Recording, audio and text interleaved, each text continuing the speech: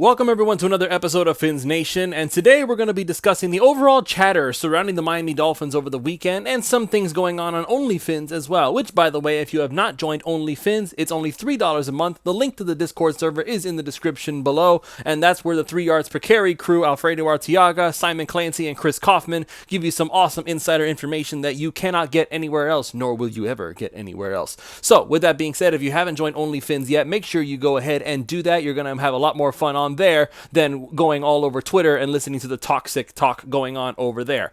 Now, with that being said, we're going to talk about all the things that's going on with the Miami Dolphins offseason so far, players that may have left already to go to other teams, Mike Gesicki to New England, anybody? And there are going to be more things we're going to talk about as well as we get in there. But first, this show is brought to you by PrizePicks.com. PrizePicks.com is a revolutionary fantasy platform where you can now pick up to 6 different players across professional sports leagues, whether that's the NFL, the NBA, the MLB, the NHL, one of each. Is totally up to you to decide. All you have to do is choose the over or the under on those individual players' fantasy projections, whether that's individual stats or the classic fantasy point projections. They give you free squares, special Taco Tuesday promos, Flex Friday specials where you can get your money back if you lose or even multiply the amount of money you can normally win. There are a lot of offers that they give all the time. They even give you some bonus stuff just because maybe it's a holiday or something like that. They'll throw you a bone just so you can have some fun with it.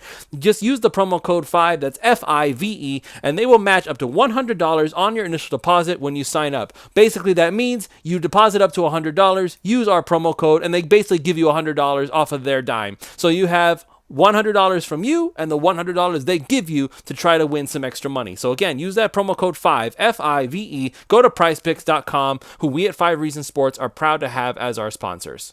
This show is also brought to you by All Pro Construction Builders. If you're looking to protect your home or business with impact-rated windows and doors and you're a South Florida resident, make sure you contact All Pro Construction Builders. They specialize in impact window and door installations for residential and commercial properties, and they are a state-certified, licensed, and insured general contractor that services Miami-Dade, Monroe, and Broward counties. They only use top-quality products that are locally made, and they are a family-owned and operated business where you will only deal with the owner from start to finish. They offer competitive and affordable pricing as well as 100% financing with no upfront costs or down payment. So if you are looking for a trustworthy and reliable contractor who offers quality service, make sure to contact All Pro Construction Builders. They will provide you with a free estimate and help you protect your home in less than 8 weeks. Call Danny at 305-484-4429. And again, that's Danny, 305-484-4429. And make sure to mention 5 Reasons Sports to get a 10% discount and get yourself started today. All right, so if anybody recalls what the Miami Dolphins offense was originally slated to look like, it was not what we ultimately got in 2022. What we were sold on when the Miami Dolphins traded for Tyreek Hill was that this team was going to be basically going into Tua's strength, which we were under the erroneous impression, by the way, that all he was really good at was throwing dink and dunk short passers. So a little cross route here, a little slant route there, really quick hit, fast-paced offense where screens and things like that would reign supreme.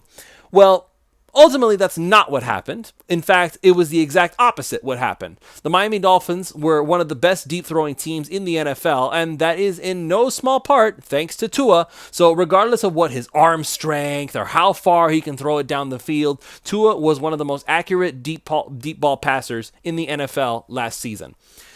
So what exactly is the relevancy of this discussion? Well, what's going on OnlyFins right now, and this is a back and forth discussion being had with multiple users over there. So again, if you haven't gone onto OnlyFins right now and checked out what's going on, you should absolutely do so. So one of the things being talked about is the Miami Dolphins now being looked at as one of the worst yards after the catch teams in the NFL, which technically speaking is not inaccurate. Miami did not exactly have a surplus of yards after the catch, which is strange considering who the receivers on the team are. Again, Tyreek Hill and Jaylen Waddle, with players like that, you would expect that there would be a lot of yards after the catch. But it wasn't the case because the routes that were being run were dependent on Tua hitting them 15 or 20 yards down the field. And for a while, that was a very effective strategy. So, but by doing that, you basically eliminate the possibility of yards after the catch because you'll have a bunch of corners and safeties coming in to basically hit them as soon as they catch the football because they're all the way back there. Yards after the catch come as a result of things like screen passes where you throw it really fast to the other guy and then they have to do the rest of the work themselves. That's where the yards after the catch come in.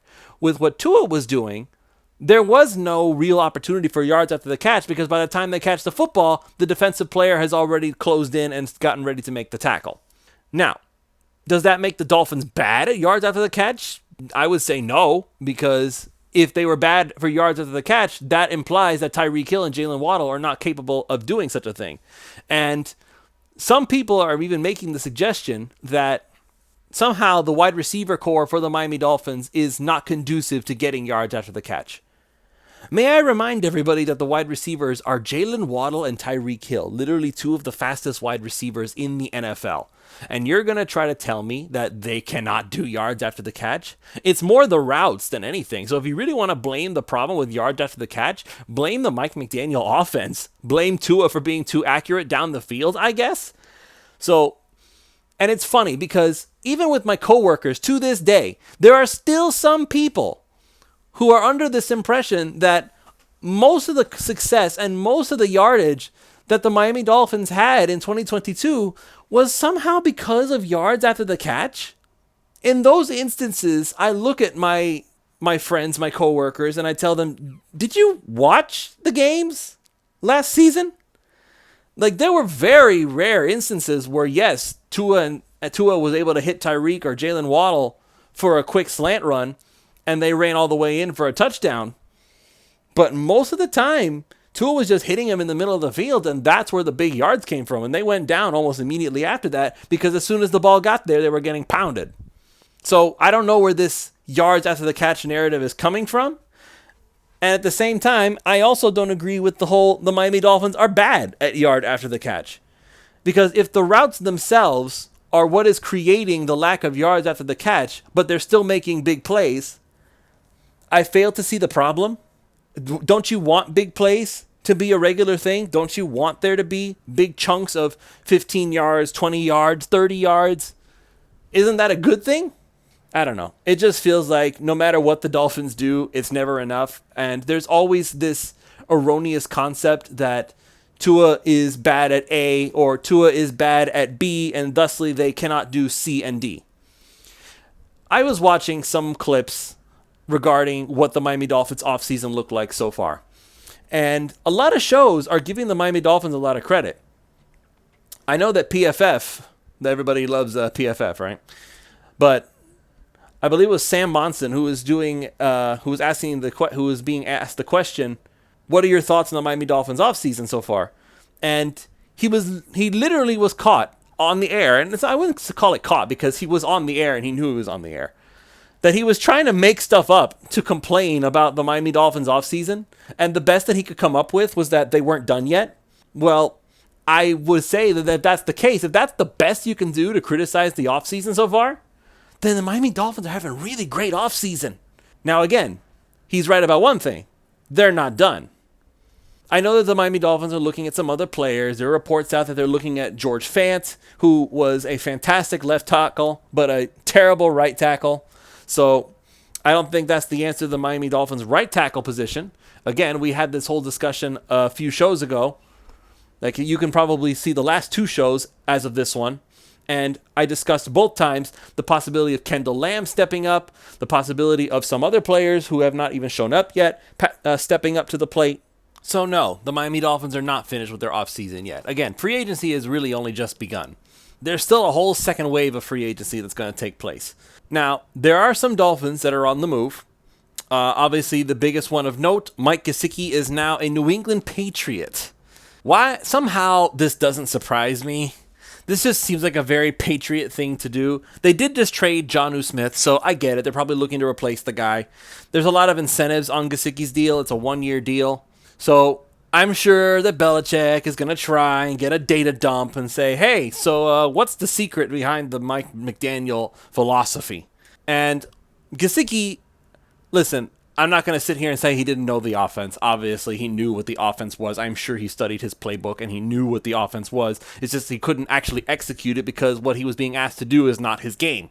But again, if you are good at what you do, it's always going to be difficult to stop you. And forgive me, even though Mac Jones is somebody who enjoys bigger receivers who can make crazy catches, a la Devontae Parker. And by the way, for anybody who's wondering, I think I mentioned that Devontae Parker had retired. I think I got that misinterpreted. It's not that he retired. Apparently his jersey got retired at a school. So I guess I got that all mixed up. But it wouldn't have surprised me in the slightest if Devontae Parker actually had retired. So oops on my part. But nevertheless, okay, so you still had Devontae Parker. Now you have Mike Gesicki. Huzzah? Am I supposed to be scared of Devontae Parker and Mike Gesicki? Like, yeah, I get it. If Gesicki goes up against linebackers and stuff like that, it's going to be a little more difficult for them because Gesicki is an acrobat. So if Mac Jones throws it up there, he's always going to make the acrobatic catch. It seems to be the routine ones that Gesicki can't pull off. And I don't mean to crap on the guy as he's going out the door. I like Gesicki as a player. He was really good at what he was being asked to do back when Ryan Fitzpatrick and Brian Flores were around. But for what McDaniel's offense was, he just didn't fit, and so I'm not going to make him look bad on the way out the door. He's not a bad player. He's just a bad fit for this scheme. So maybe with New England, he fits better. Okay, well, maybe you have a little career revitalization. Maybe you can cash in next year. But on the other hand, the quarterback is Mac Jones. And I don't care what 2021 tried to argue according to the top 100 players. Mac Jones is not a top 100 player. Mac Jones, I would argue, is not even a top 20 quarterback. Mac Jones is just a guy, and the fact that people view him as being over Tua, it quite frankly is both baffling and infuriating at the same time. Because comparing what the two have accomplished, aside from being a member of the New England Patriots and making it to the playoffs as a result of being a part of the New England Patriots, what has Mac Jones actually done? They literally won a game running the ball 3 times. Or throwing the ball like 3 times. I don't remember the exact number. I would have to look it up. Let me look it up real quick here. Because I still remember that game. It was against the Buffalo Bills. I was at work and I was watching this happen. And I was thinking to myself, is this really happening right now? The New England Patriots are about to win by only throwing the ball 3 times?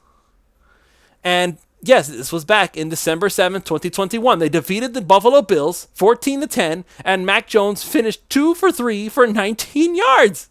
If Tua had ever, even if the Dolphins won, if Tua ever had a game where they only threw the ball 3 times, the instant narrative would be that the Miami Dolphins won in spite of Tua. They didn't trust Tua enough to throw the football. You see how it's awful that they need Lamar Jackson desperately because they don't trust Tua to throw the ball more than 3 times in a game. You can already hear the narrative being formed.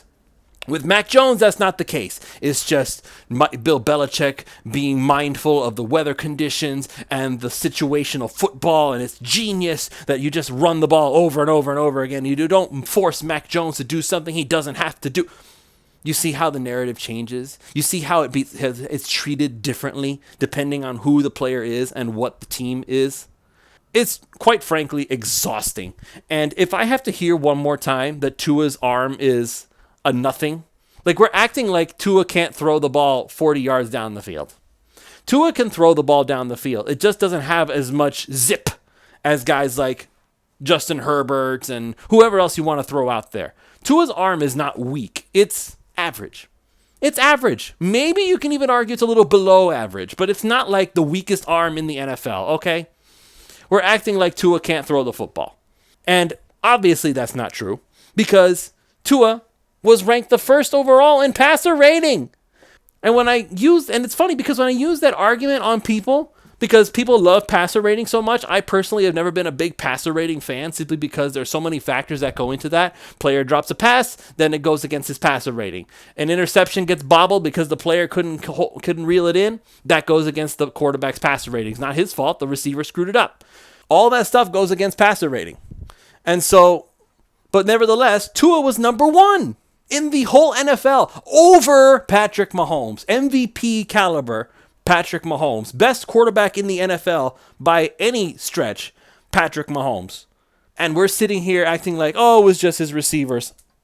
Okay, we're going to ding him for having incredible weapons. Does that mean that Joe Burrow doesn't get any credit because he has Tyler Boyd and he has his boy Jamar Chase and he has Joe Mixon at running back and he has all these other guys that he can throw to at any given moment? The only thing he didn't have was an offensive line, which, by the way, Tua didn't really have much of either because Teron Armstead was constantly injured. And mind you, I still give him credit for coming out and balling because he was tough to do what he did. But left guard was in and out. Center was good. Right guard was good. Right tackle? The thing that everybody's complaining about right now? Terrible. Just terrible. Like, Brandon Shell came in. He was good until he wasn't. Greg Little came in. He was good until he wasn't. Kendall Lamb was a left tackle. He was good until he got hurt. And so, again, it was all in flux. So, Tua's line was better. And it paid off because he put up incredible numbers. But if we're going to use the argument, Tua has great weapons and that's what made him good. What does Joe Burrow have? So he has nothing, right? He's doing it all by himself. People are saying Joe Burrow is an elite quarterback. Our own Alfredo Arteaga, 3 yards per carry, is saying that Joe Burrow is an elite quarterback. But if you're going to use the argument that it's all Tua's weapons and Tua has nothing to do with it, then you've just lost all credibility. I'm sorry. You have. Because if in one breath you say Tua had his weapons do all the work for him, but Joe Burrow is elite. Nope. Then if you're going to do that in a vacuum, you have to take away all of Joe Burrow's weapons. So, no Tyler Boyd, no Jamar Chase, no T. Higgins, no Joe Mixon, nothing. You don't get to have any of those toys. And now let's see how well you do. You think it's going to be the same? So that's what's been going on in Fins Nation. We're going to go ahead and call it here. There's going to be more stuff happening because it's a brand new week and there's going to be more news coming out as time goes on. Make sure that if you haven't yet, go use the promo code 5, that's FIVE, and go to prizepicks.com to get up to $100 matched on your initial deposit when you sign up. Again, they're basically giving you a free $100 for signing up, and they're going to give you a whole bunch of discounted picks through Taco Tuesday, the Flex Friday promos. You can choose whichever league you're most familiar with. If you're a hockey expert, go in there and take a gander at some of the shots on goal picks. You're going to get some big time wins, I'm sure. Again, prizepicks.com. Use the promo code 5. That's FIVE. They will match up to $100 on your initial deposit when you sign up. And if you're a South Florida resident looking to protect your home or business with impact-rated windows and doors, contact All Pro Construction Builders by calling Danny at 305-484-4429 to get a 10% discount when you mention 5 Reasons Sports. Again, they are a state-certified, licensed, and insured general contractor. And if you live in Miami-Dade or Monroe or Broward counties, or if your business is located there, they will be able to help you out. They're a family-owned and operated business, and they offer competitive and affordable pricing, as well as 100% financing with no upfront costs or down payment. Again, call Danny at 305-484-4429 and contact All Pro Construction Builders and mention 5 Reasons Sports to get a 10% discount and get your free estimate to get yourself started in less than 8 weeks. That's going to be it for this show. We will see you all next time for another episode of Fins Nation.